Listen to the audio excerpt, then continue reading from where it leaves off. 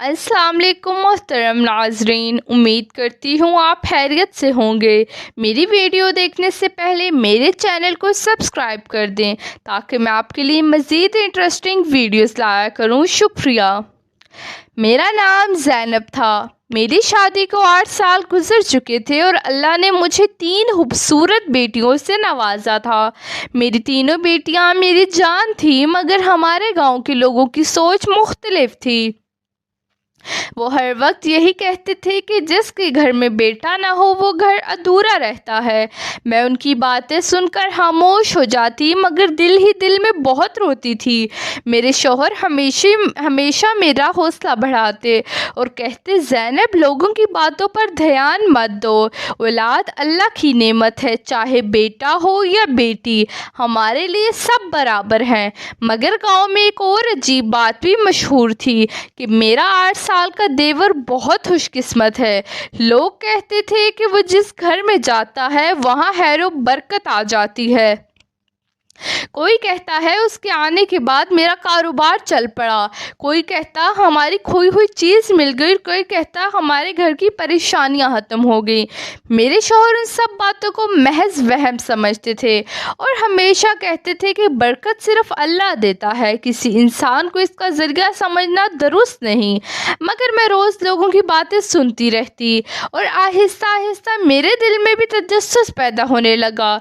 एक दिन मैंने अपने शौहर से कहा, क्यों न चंद दिन के लिए अपने छोटे भाई को हमारे घर पर बुला लें, वैसे भी बच्चियां इसे बहुत पसंद करती हैं। मेरे शौहर फौरन संजीदा हो गए और बोले, अगर सिर्फ मिलने के लिए बुलाना है तो ठीक है, मगर अगर तुम लोगों की बातों पर यकीन करके बुला रही हो तो ऐसा हरगिज़ मत करना, क्योंकि यही वहम एक दिन इंसान को बहुत बड़ी गलती तक ले जाता है।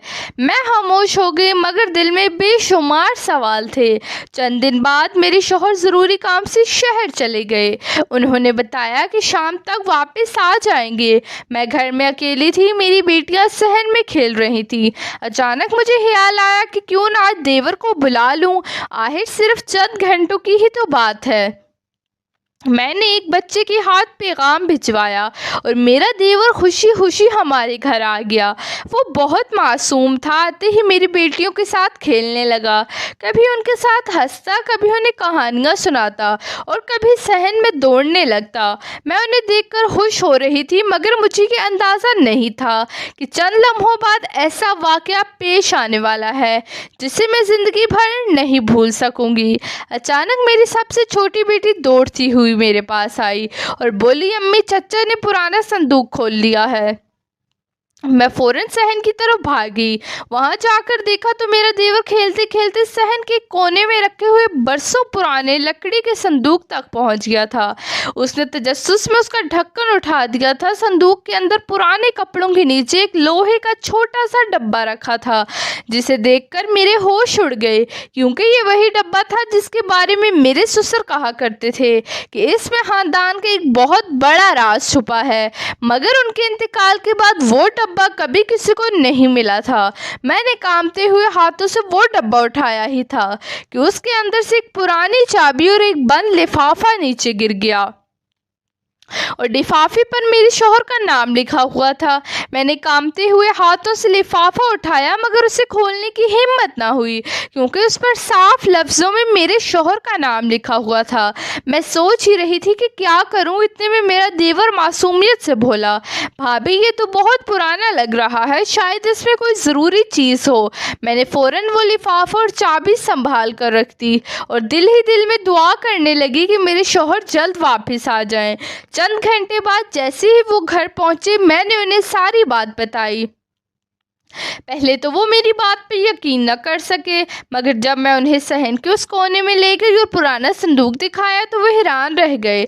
उन्होंने फ़ौरन लिफाफा अपने हाथ में लिया और खामोशी से उसे खोलने लगे। उनके हाथ कांप रहे थे, क्योंकि उन्हें भी अंदाज़ा नहीं था कि बरसों से गुम होने वाली चीज़ आज अचानक कैसे मिल गई।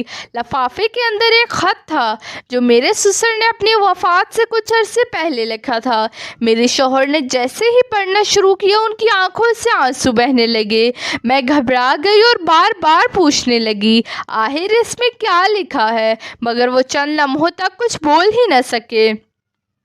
फिर उन्होंने धीमी आवाज़ में कहा, अब्बा ने यह हथ मेरे लिए छोड़ा था मगर वो मुझे कभी दे ना सके। हथ में लिखा था कि हमारे खानदान की ज़मीन के असल कागजात और एक इमानत इस संदूक के नीचे बने हुए खुफिया खाने में महफूज है। अगर कभी ये चीज़ें मिल जाए तो इन्हें किसी लालची रिश्तेदार के हाथ ना लगने देना, क्योंकि यही तुम्हारे खानदान का मुस्तकबिल है। ये पढ़ते ही मेरे शौहर ने संदूक को गौर से देखा तो वाकई उसके नीचे लकड़ी की एक तह नज़र आई। जब उसे एहतियात से हटाया तो अंदर एक और छोटा सा खुफिया खाना मौजूद था। उसके अंदर एक कपड़े में लिपटे हुए चंद पुराने कागजात और एक महमली डब्बा रखा हुआ था। मेरे शौहर ने जैसे ही कागजात देखे उनकी खामोशी की इंतहा न रही, क्योंकि वो हमारी आबाई ज़मीन की असल रजिस्ट्री थी जो कई साल पहले गुम समझी जा रही थी। इसी वजह से हमारे चचा ने पूरी ज़मीन पर कब्ज़ा कर लिया था और हम कुछ साबित नहीं कर पा रहे थे। महमली डब्बा खोला तो उसमें मेरी सास के चंद कीमती जेवरात महफूज थे जिन्हें सब लोग हमेशा के लिए गुम समझे बैठे थे। मेरे शौहर सजदे में गिर गए और अल्लाह का शुक्र अदा करने लगे। मैं भी खुशी से रो पड़ी, मगर उस वक्त दरवाजे पर किसी ने ज़ोर ज़ोर से दस्तक देना शुरू की। जब दरवाज़ा खोला तो सामने हमारे वही चचा खड़े थे जिन्होंने बरसों पहले ज़मीन पर कब्ज़ा किया था। उनके चेहरे पर अजीब सी घबराहट थी, जैसे उन्हें किसी तरह खबर मिल चुकी हो कि वो राज दोबारा सामने आ गया है। उन्होंने घर आकर अंदर झांकते हुए कहा, मुझे मालूम हुआ है कि तुम्हें कोई पुराना संदूक मिला है, मुझे भी दिखाओ इसमें क्या निकला है। मेरे शौहर ने फ़ौरन कागजात अपने पीछे छुपा लिए और मैंने पहली बार उनके चेहरे पर ऐसा एतमाद देखा जैसे बरसों बाद उन्हें अपना खोया हुआ हक वापस मिलने वाला हो। मगर हमें अंदाज़ा नहीं था कि असल इम्तिहान अभी शुरू हुआ था और हमारे चचा उस इमारत को दोबारा छीनने के लिए किसी भी हद तक जा सकते थे। मेरे शौहर ने बड़ी समझदारी से असल कागजात और जेवरात दोबारा कपड़े में लपेटकर महफूज जगह पर रख दिए और चचा से कहा, संदूक में सिर्फ चंद पुराने कपड़े और टूटी हुई चीज़ें मिली हैं जिनकी कोई अहमियत नहीं। चचा ने हमारी बात पर यकीन करने का ड्रामा किया, मगर उनकी नज़रें बार बार घर के अंदर घूम रही थी जैसे वो किसी मौका की तलाश में हो। वो कुछ देर बाद वहाँ से चले गए, मगर मेरे शौहर समझ गए थे कि मामला अब सिर्फ एक संदूक का नहीं बल्कि हमारे हक का है। अगली सुबह हम शहर जाकर एक वकील से मिले। उसने तमाम कागजात गौर से देखकर मुस्कुरा कर कहा कि अगर ये असल दस्तावेज़ात हैं तो आप अपनी आबाई ज़मीन आसानी से वापस ले सकते हैं। कई साल बाद पहली बार हमें उम्मीद की किरण नज़र आई। अदालत में मुकदमा शुरू हुआ तो चचा ने झूठे गवाह भी पेश किए, मगर जब असल रजिस्ट्री और मेरे ससुर का हाथ अदालत में पेश किया गया तो सच सबके सामने आ गया। जज ने फैसला हमारे हक में सुनाया और बरसों से छीनी गई ज़मीन हमें वापस मिल गई। चचा शर्मिंदा होकर अदालत से बाहर निकल गए और उन्हें अपनी गलतियों का एहसास होने लगा।